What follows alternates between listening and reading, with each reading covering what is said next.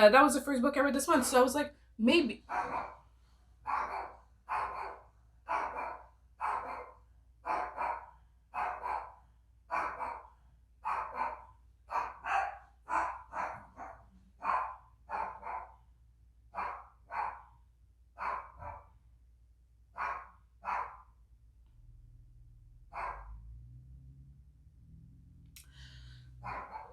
Maggie! Hello nerds, welcome back to another video. Gabriella here. Today is a good day and it's going to get even better because finally, a little bit late, but finally I have my August wrap up for you guys. It's been a little bit of a rocky few weeks. And I've also, to be honest, been putting off a bit this wrap up because August was such a weird reading month for me. It was both the best and the worst. I read 14 books in August, which is more than any other month ever in my entire life. But it was also one of my worst rating wise. Anyways, it was a whole thing. But first, don't forget to click that little subscribe button so you can join the Nerd Gang and get some more of my awesome content. You know you want to. And click that little bell icon so you can be notified of every new video. Now, let's just get into it.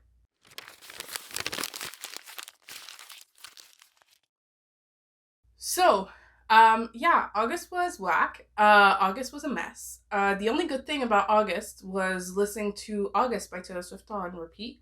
It was also the song for every single TikTok in August. That's a whole other story. But it was a weird reading month. 14 books. That's so impressive, Gabriella. Yes, thank you. It was. But ratings-wise and quality of reading-wise, woo!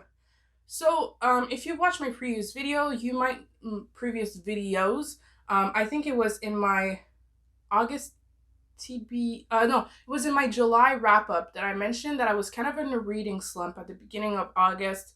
And I was really trying to fight through it because, it's the kind of reading slump where you actually actively really, really, really, really want to read.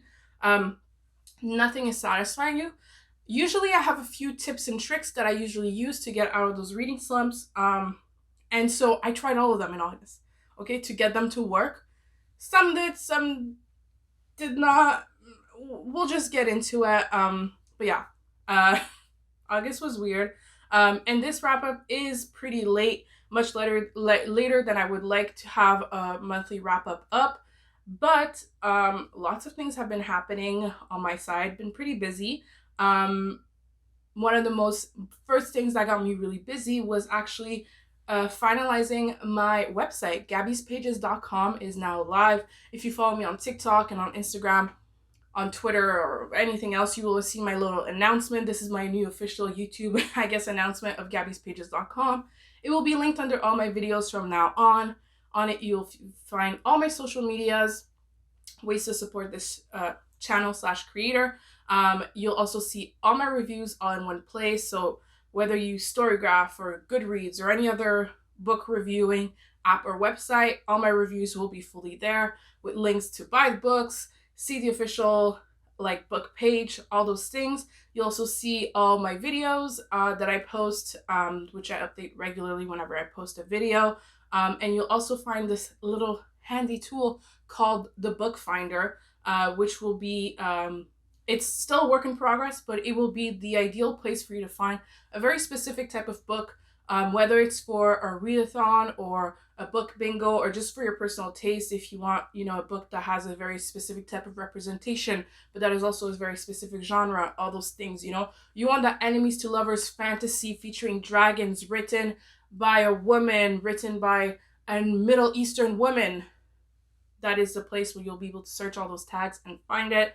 But yeah, very exciting. But that is one of the many reasons why this video, is late.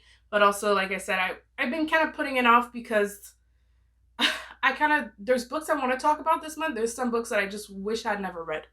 Okay, so let's just finally get into it. So one of my first steps when I have a reading slump is reading books that are free to begin with. So that if I DNF them, it's not a big deal. As well as reading books that are short.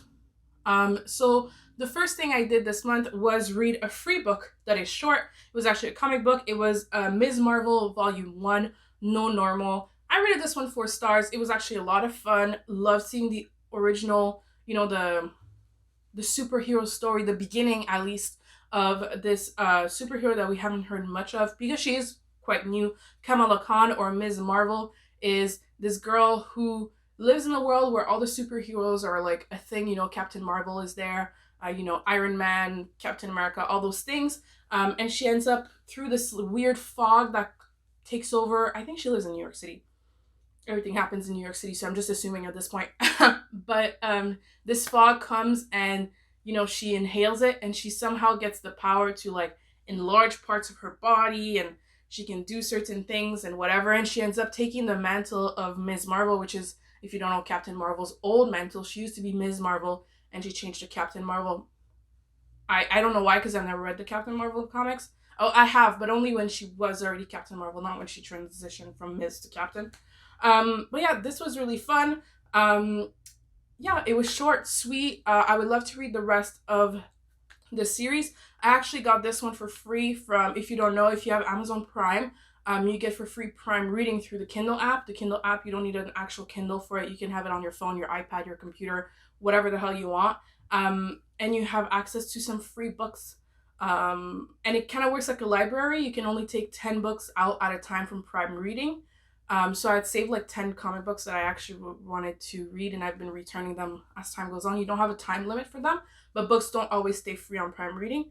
Usually it's the first of a series. I'm assuming in a capitalist mindset, to get you hooked into a series so you buy the rest. But still, it's free books, so I'll take them. So yes, so after the success of Ms. Marvel, I was thinking that maybe I was going to be able to get through my reading slump, fight through it. I was like, yes, this is it. This is the reading slump that I'm going to kick in the ass. Okay. What? Child. Anyways, I'm not always right, apparently, which is what I learned this month. Actually, my next book was also a good read. It was The History of the Marvel Universe. That is a comic book as well. I pre-ordered this one because it was like a 6 comic series, but they released a full in one comic, this one. And it is basically the entire history of the Marvel Universe. Like, literally, the title says it all. But it was a lot of fun. I rated this one at 5 stars. This is basically Galactus, the destroyer of universes, and Franklin Richards, which is Reed Richards' son. Reed Richards is Mr. Fantastic, the stretchy guy. He has a son named Franklin, and he is the creator of universes. He can create universes. So it is the destroyer of universes, the creator of universes, that have a conversation together. Galactus has been here since basically the beginning of time, and if he hasn't, he's heard stories. And he basically tells when their universe is dying and a new one is about to be created, only Galactus and Franklin survive and are going to make it to the next universe. So Galactus is like, hey, here's the entire story, so you know, and history won't repeat itself. And he basically tells the story of every single character that has ever graced the pages of a Marvel comic book. That was a lot of fun. Now I'm like the Marvel factoid machine. Just a new way to be annoying, to be honest. But it was a lot of fun. A little over 200 pages, beautiful artwork. And yeah, I got to see so many origin stories. And it was great to read right after Ms. Marvel, actually, because I got more insight into Ms. Marvel's origin story that I wouldn't have found out through her comics. It was just a whole lot of fun. The next book I read was actually, I had set myself a goal. By the end of the summer, I wanted to have read all the books that I temporarily DNF'd. So if I'm going through a reading slump and there's a book that I think I will like outside of a reading slump, I'll DNF it temporarily. So I'll just put it back in my want to read section, and then I'll pick it back up later. And the first one I did for that was These Witches Don't Burn, because I really didn't have that much left in the book, like 100 or 150 pages. So I read These Witches Won't Burn by Isabel Sterling. Give this one a 3.5 stars. That I would up to 4 stars. Honestly, I might change my rating to 4 stars the more I've been thinking about it in the last few weeks. But this one was a lot of fun. What can I say? Sapphic, witches. Amazing. But it is set in Salem, Massachusetts. You know, the vibes, immaculate. And it is YA. It is a high school girl. Her and her ex-girlfriend are like butting heads. There's a new girl in town that she's really into, but there's also a blood witch that's here to like kind of, you know, all of them. So there's a lot that happens. So it's kind of like a mystery because there's like a full of things that happens around town. They're trying to figure out who the blood witch is while navigating her life with her friends and the new girl in town, but still being connected to her ex-girlfriend because guess what? Her ex-girlfriend is also a witch, part of the same coven. Anyways, that was a lot of fun. It wasn't like an extraordinary it wasn't an extraordinary read, but it was just a lot of just plain fun. And I think it's a perfect book for any season, honestly, because it kind of gives the vibe of all the seasons in some way. But I would say summer, fall would be the ideal season to read this. And there's already a sequel that's already out. This Coven Won't Break. Even the paperback is out, so you know I'm behind. And I can't wait to pick the second one up because it leaves on a cliffhanger and an actual good one. It's like a good enough cliffhanger that if you want to end after the first one, you can. But it's still intriguing enough that you'll want to read the second one and you realize the second one will have its own flavor.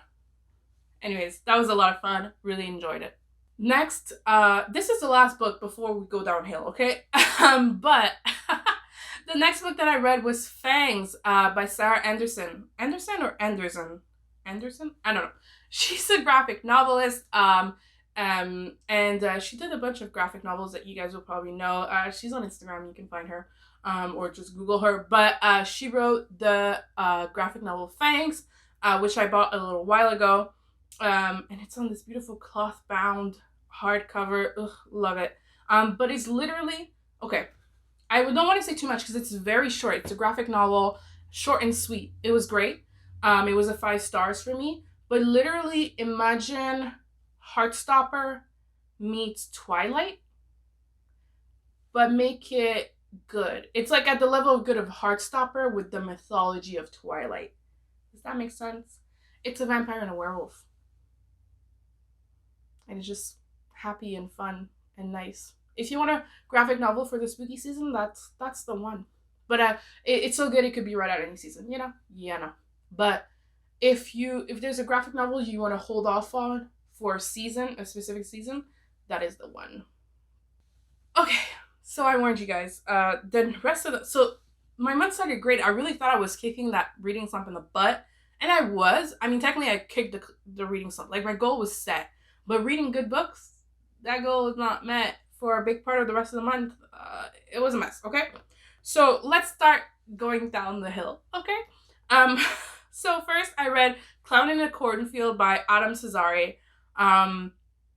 Slasher horror YA, which I thought was really interesting. And I just got into slasher. It was actually my first slasher to ever read. And honestly, if it wasn't on the fact that I love the idea of slasher, if I went in without a previous love of slasher movies and just went and read this book, I would swear off slasher forever. And I feel really bad. Everybody loves this book. Everybody loved it. And so I was like, this is great. It's going to be so much fun. Literally by page 4, I was annoyed. Page 4, you guys. I was annoyed. Literally all the characters, you know how at the beginning of every slasher movie, every slasher book, you start with getting to know all the small town kids, okay? And you find out a bit about their lives, and then throughout the story, they will get offed. You know what I mean? But this one, by page 4, I wanted these kids to die so freaking bad. And I was like, I don't think I'm supposed to feel that way. They are so annoying. So annoying, but just not in a good way. Not in a way like hate to love kind of thing or love to hate. It was just a hate to hate. It was just so annoying. But basically, also, I felt like the book was also filled with tropes, and I wish it could have been done in a funnier way. Because it was literally like new girl trope. Yes. Okay. Killer clown trope. Okay. Yes. Small town trope. Yes. Teens being rebellious. Love that trope as well. But I thought it would have been a more satirical view of these tropes. Like, I wish they could have made fun of themselves a bit, but I felt like it wasn't. And I was just like, ah. And I felt like the end was very unsatisfying, and it kind of leaves on an open ending, but I was kind of like, that was kind of cheap. Gosh, that was disappointing. That was a 2.5 stars for me, and honestly, generous. Generous. I did not enjoy that, unfortunately. Also, I realized I really don't like anything clown related. I'm not afraid of clowns. I don't hate clowns. I don't love them either. But I'm just very indifferent to a level that I like don't ever want to read about them. This book made me realize this. So just don't recommend me any clown related stuff.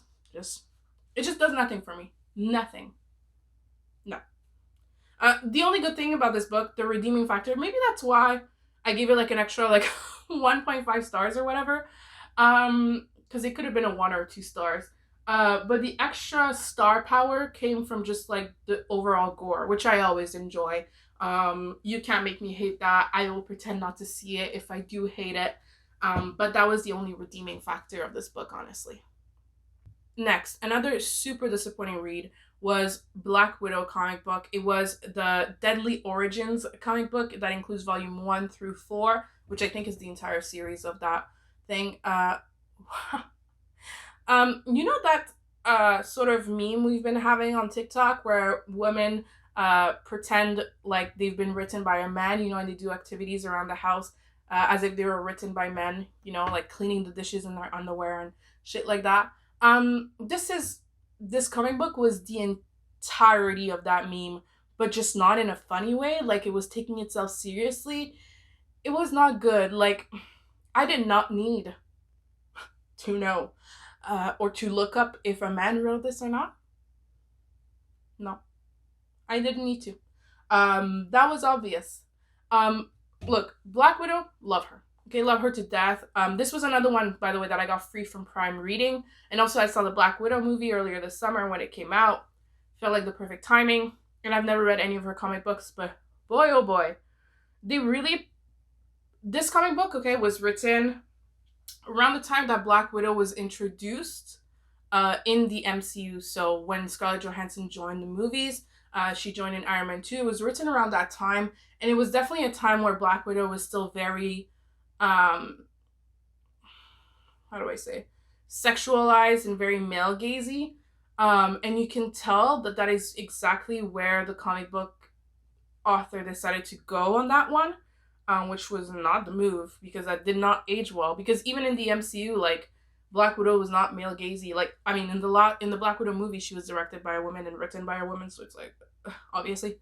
But yeah, Black Widow throughout the comics, she dates multiple people, but you have to remember the comics like started in the 60s, okay? So like, of course, all characters have dated multiple characters within the MCU, so it's not a Black Widow specific thing.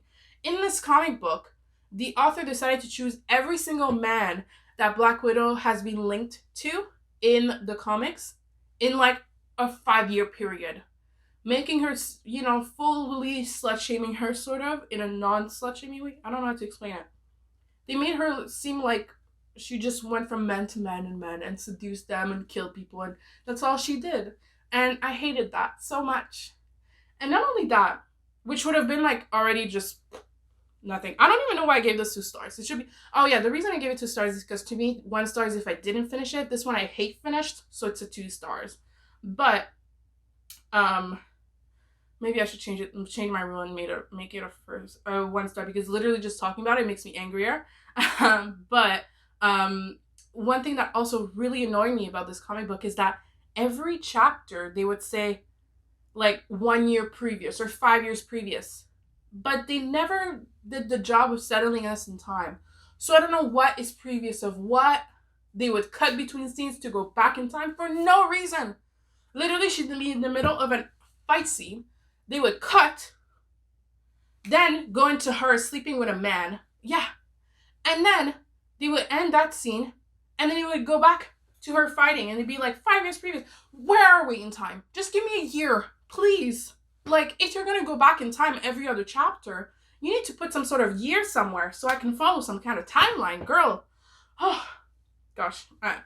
Okay, I need to stop talking about it. I'm literally getting heated just thinking about it. So after the last two disasters, I was feeling down.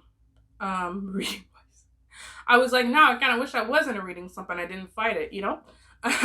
But I had received from the lovely Clio bookstore, my favorite independent bookstore here in Montreal.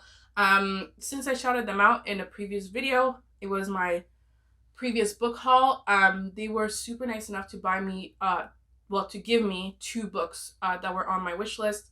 And the first one that I read out of the two of them, I had to read them right away because, like, this is not a book that, these are not books I'm gonna, this is the first time I'm getting gifted books by anyone other than, like, someone I know. Like, I was, okay, getting that DM on Instagram from them, Anyways, I'm still a little bit shook it just thinking about it again. But the first book that I read that they gave me of the two books was Catherine House by Elizabeth Thomas. Dark Academia, it's just literally just Dark Academia, written by a Black woman too, who works in a museum, which I felt was just like such a cool background to have. Like, I feel like we don't think about Black women being in the museum and like classics and stuff. Like, it's a very white field, so we love to see it. But Catherine House is Dark Academia. First time I was reading Dark Academia, actually. But it's the story of this girl, Inez. Fun fact, Inez was almost my name. Fun fact. But I ended up Gabriella. Very happy about that. But just like Inez's pages and Gabby's pages, like Gabby's pages just sound so much better. But Inez gets into this very prestigious school where the school just chooses people, but they don't have like an actual grading system. So some people aren't as great at school to get in. There's no tuition to get in. It's very secretive. They only let in a very small amount of people. Just like, basically, it seems like a school like you have to sign an NDA to get into. Like, nobody talks about it after, but the people who come out are like presidents and CEOs and, you know, big people. And so Inez gets into the school, and it was kind of it was a weird book in the sense that I understand the criticism behind it, because I understand, not the criticism, but in the sense, I understand why for some people this book is not for them, because this book was literally no plot, just vibes. And I adored it. I am not usually a person who is a no plot, just vibes person, because I read Handmaid's Tale earlier this year and I hated the no plot, just vibes. But in this one, I don't know if it was the setting or the specific aura that this book was giving, or if it was the writing of the author. Like, is it Elizabeth Thomas? I don't know. I need to read another book that is plotless, sort of. But yeah, it was beautiful, flowery writing, but it wasn't fully plotless, but the plot was like, there was only a subplot. There wasn't a major plot. But yeah, like every good Dark Academia set in school, you know, you learn about studying and reading. It's like very culty. There's death, mystery. I don't want to say too much more about this book. It's fairly short. It's like 320 pages. So yeah, it was just great. I actually really enjoyed it. The book was also incredibly floppy. Like, look at this flop. What the hell? Look at this flop. Like, literally, I would read and I would leave the book like this.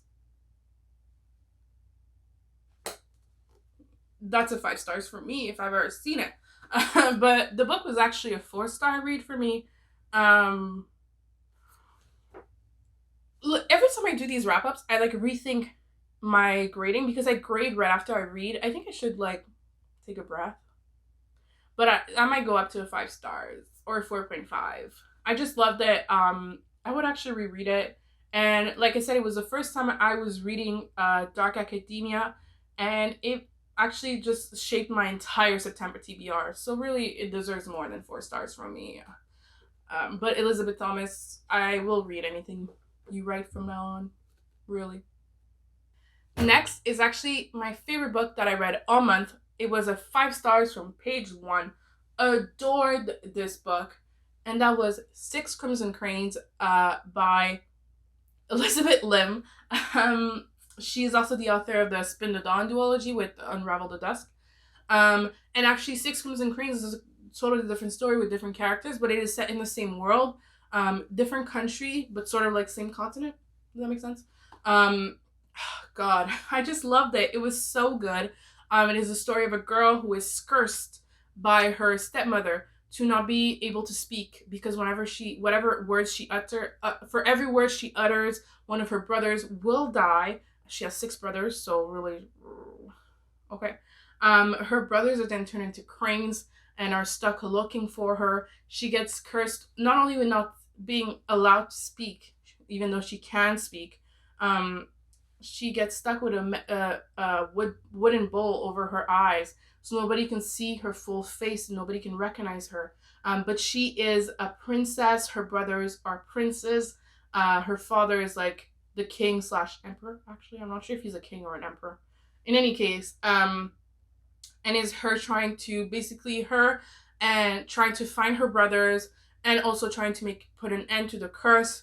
But it can be very hard putting end to a curse and getting help to put an end to her evil stepmother without talking. She also can't write or make symbols that alludes to her being the princess and being who she actually is. Yeah, it's a rough one. It's a rough quest to fulfill. It will also be part of a duology. I love duologies. I have to say I prefer duology over a trilogy. I feel like a duology shows restraint on the part of the author to not milk the story, but also gives us enough time and space to really elaborate the story to its full potential. Just love it. I will always take a duology over anything longer than 3 books. Like sometimes 3 books is necessary, sometimes it isn't. But other than like a select few, like you don't need more than 2 or 3 books, honey. But this was great, and I can't believe I kind of wish I hadn't read it because now the duology is not even out. It doesn't even have a date yet. Last I checked. Elizabeth, please. I read 2 Elizabeths in a row, spelled differently. But Elizabeth, both of you, just write me another book, please. But I actually do own Spin the Dawn by Elizabeth Lim, which I'll read soon-ish. And then I'll buy Unravel the Dusk and read that, so at least I'll have read all of Elizabeth Lim's work by mid-2022, I would say, to be safe. But yeah, that was the best book I read this month. It was just so good. That and Catherine House were just... Yes, it put worth back into August for me. Yeah, it was great. So next, after reading 2 great books, I still had a fear that I was still in some sort of reading slump. Like Six Crimson Cranes took me a little bit longer than it should have to read, which told me that I was still in a reading slump, considering I loved the book and I loved every moment of it. So I tried my other, ideas again. So I continued my free Prime reading, and I actually took from Prime reading Eyes That Kiss in the Corners, which is actually a children's book, very, very short. But it's about Asian pride, and specifically pride about their eyes. It's about a young girl who says how much she loves her eyes, and I forgot how it's called in English, but the way her lids are and the kiss in the corners, so cute. But actually, this one I read. Well, first of all, it was free. I wouldn't have bought this book because I don't have any kids to read this to. So I feel like it could have been a waste for me personally. So I was happy to have it on Prime Reading. I think that would have been the only way I would have read it. But I also did want to read it because Books with Chloe talked about it and how she loved it. Of course, Books with Chloe is Korean, so for sure it makes sense for her how much this book meant to her. But I want to see more of the illustrations. I love the cover. It was very fun, sweet. It was a 5 stars, but also a 5 stars in the sense that I couldn't imagine it being lower either. But it's not a 5 stars that would have been like Like, it's not a book I would compare to the novels I've read, right? Like, I wouldn't compare that to Six Crimson Cranes as a 5 stars. Like, they're not the same at all. But yeah, it was fun and sweet. And again, I wanted to fight that reading slump. I needed something short. Next, again on Kindle. This one I bought. It was on sale. It was like $1 or $2. So I was like, why the hell not? And it was Desperate Measures by Katie Roberts. Another thing that often gets me out of reading slump is like sort of that trashy, smutty romance book. And I was hearing about Katie Roberts all over TikTok and also from Katie Roberts herself because she has a TikTok. That was not it. Not for me, at least. The TikTok girls can have this one. I'm good. That was a 2 stars for me. It was another one that I finished just to say I finished it, honestly. Did not enjoy that very much. At the beginning I did, because it starts like very wow. And I was like, oh, this is gonna be like, woo. And then as the story unfolded and the semblance of plot unfolded as well, it was kind of like, ugh. And also, I hate the ownership trope. Okay, first of all, just to iterate, not reiterate because I didn't explain anything about this book, but Desperate Measures is a retelling of Aladdin, but sort of without Aladdin. It's Jasmine and Jafar. Jafar? Oh, is it obvious that I've never seen the original Aladdin? The bad guy in Aladdin basically ends up killing Jasmine's dad and taking over. And this is like an urban retelling, obviously. So Jasmine's dad is actually a mob boss and not a king, but he's like the mob boss, like head mob boss of the city that they're in. And is it Jafar? I don't know. The bad guy in Aladdin ends up killing him and taking over, and he's like, I own you now to Jasmine. Gosh, do I hate that trope. No. Aladdin kind of exists in the story, but he's a bad guy, I think. Like, Jasmine was supposed to marry him. Like, she was going to be in an arranged marriage, and then when Jafar killed the dad, it kind of fell through, I guess. Because Jasmine went with him, and that was just a mess. It's part of a series that Katie Roberts did where she's retelling in a smutty way, like every Disney original story. That is the only one I'll ever read. I'm good. Thank you. I like smut. I don't mind it. Great to get out of a reading slump or when you have nothing else to read, but not this one. Thank you. We good. The next book I read was also through Prime Reading. Prime was really pulling it for me this month. But it was Skyward Volume 1, My Low G Life. And Skyward is the story of in the city of Chicago, but I think it's like the entire world. I'm a little bit unclear. That was something that I was a little bit confused in the comic. I wasn't sure if it was because the comic takes place in Chicago, but basically one day gravity just stops existing on Earth. And so people have to get used to like sort of floating around to like go places. And it is a story of this girl when she was a baby. She that's when the low G thing happened. And her mom passed away in that moment when the gravity left. So just her and her dad, but her dad's a scientist who had predicted this and he was trying to stop it. But then he's traumatized by having his wife die because of it. He becomes not agoraphobic, but he becomes literally a hermit. Like he doesn't leave the house for 20 years. And that's when we pick up about 20 to 25 years later. The baby is now a woman, obviously. She has a job, she has a friend, she has friends, she's, doing her life. And she ends up having to fight the man who used to be her dad's scientific partner. Of course, her dad's like the good guy who like was trying to like wanted to help people and stop it and all that, and or reverse it. And his partner was the guy who was trying to profit off it and capitalism. But it was actually a lot of fun. I think the story was very original, some nice sci-fi fun. So I rated that one 4 stars. Yeah, it was cute. Yeah, that's pretty much all I have to say on that. Next was also through Prime Reading, but that one is a Prime original story, which I didn't know existed. Like Prime original, like written story. Anyways, but it's actually from Taylor Jenkins Reid, and as you guys may know, I read Seven Husbands of Evelyn Hugo back in July and freaking loved it. Of course, surprise, surprise, an amazing book that everybody loves. I'm gonna love it too. Yeah, and I love Taylor Jenkins Reid's writing. This was a short story. It was only 80 pages. I also love the format that Taylor Jenkins Reid uses for her stories. You know, in Daisy Jones and the Six and in Seven Husbands, it's like interviews. This one is actually through letter writing. The main character is a woman who finds out that her husband is cheating on her, and she decides to send. This is in the 70s, so she decides to send by mail a letter to the husband of the woman her husband is cheating with, to tell him, sorry, and they end up starting this relationship where they email each other back and forth. Not email, sorry, mail, write to each other back and forth. And it was just an incredibly well written story. It was fun, and I really loved the length of it because in this format, I wouldn't have wanted to read more than like 80, 90 pages.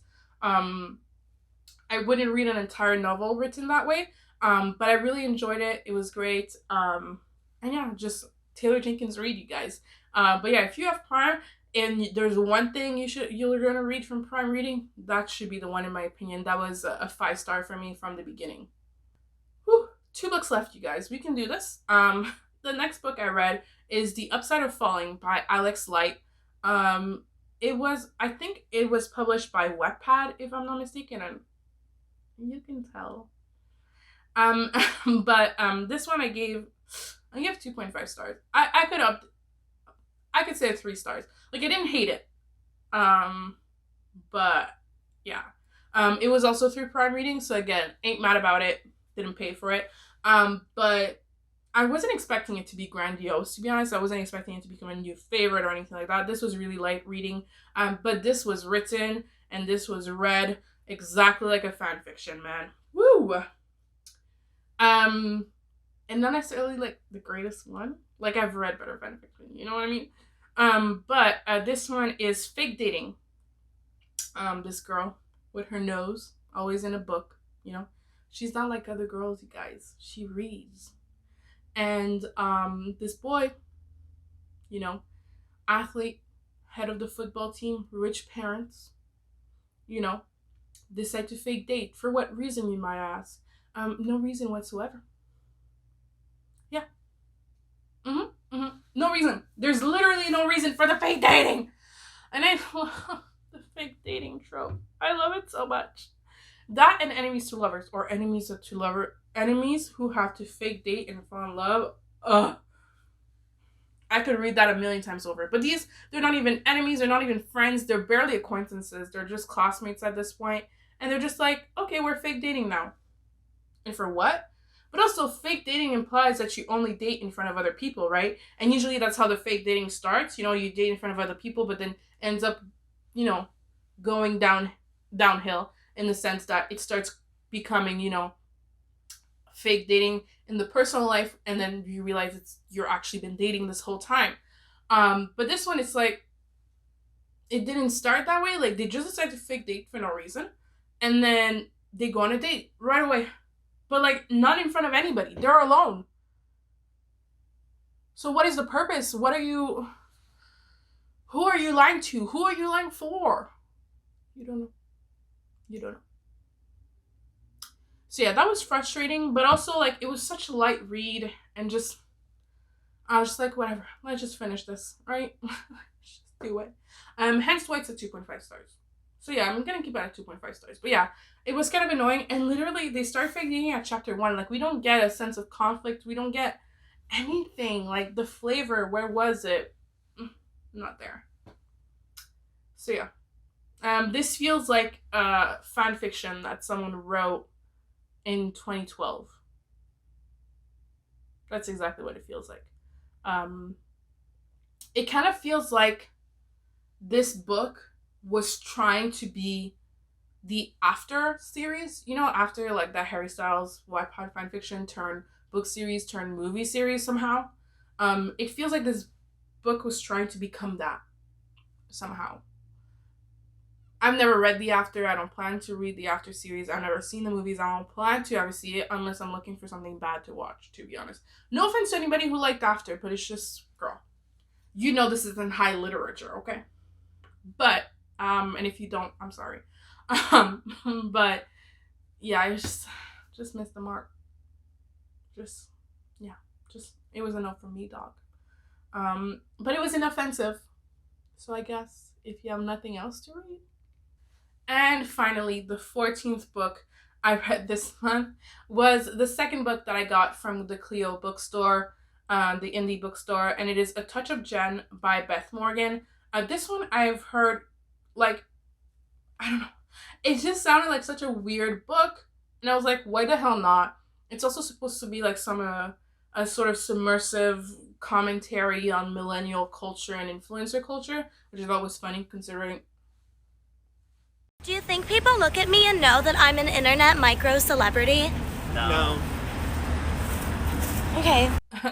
But yeah, it is the story of this couple, Alicia and Remy. I hated Remy every second of the way, but in this one, I hated him, but you know you're supposed to hate him. Like, he's a horrible person. You're not expected to love him. You're not supposed to. You're supposed to hate him. And again, it's a commentary on the nice guy trope and the nice guy idea and the, like, sort of pick-me guy. That's what Remy is, and Beth Morgan did an incredible job with that. But basically, Remy and Alicia are obsessed with this girl called Jen. Get it? Because she has an Instagram. She's like an Instagram influencer type, and she's hot to them. I mean, I say to them because, like, I don't know what she really looks like. I mean, they've described her, and I'm just like, she looks like a normal person. But they are obsessed with her, and they use her to fuel their sex life. Which is cringe in so many ways, which is the point. And the story follows them as they kind of enter Jen's life. They get invited into her life, but then it starts going downhill from there, and so on and so forth. So here's the thing about this book. I have not rated it because I have no clue what to rate it. Because this could both be the best or the worst or the most medium thing I've ever read in the world. I don't know. Literally, I've read this book, 2-3 weeks ago, and I still don't know what I feel about it. No clue. But at the same time, I'm like angry and disappointed, but at the same time, I'm like, what the fuck? Because the thing is, when you read the synopsis of the book, you read it and it says they get invited to Jen. Basically, they meet Jen. The couple gets invited. Alicia and Remy get invited to Jen's boyfriend Hampton's house. Jen's boyfriend's Hampton's house for a weekend, and you kind of feel like the plot is going to take place in the Hamptons, and it doesn't. And you realize the Hamptons is a very small part of, like, this sort of sinister and creepy rest of the plot that goes on. But when you reach, and then the rest of, like, okay, I'm trying to explain this in a concise way. Here's the book, okay? I'm trying to remember which angle you're going to see it, but I'm just going to do it for me. For the first half of the book, okay, if you take the half of the book, the first half of that half, so the first quarter of the book is sort of them showing their obsession for Jen, them meeting her, and them having their Hamptons getaway, which is the only thing the synopsis tells you about. That's the first quarter of the book. Then, for that second quarter of the book, like the second half of the first half, so again, book, Hamptons, and then this part, it's kind of just really just commentary on influencer culture, obsession with influencers, the power that influencers have, as well as commentary on sort of Alicia's past mental health, and how women are treated in society, those kinds of things.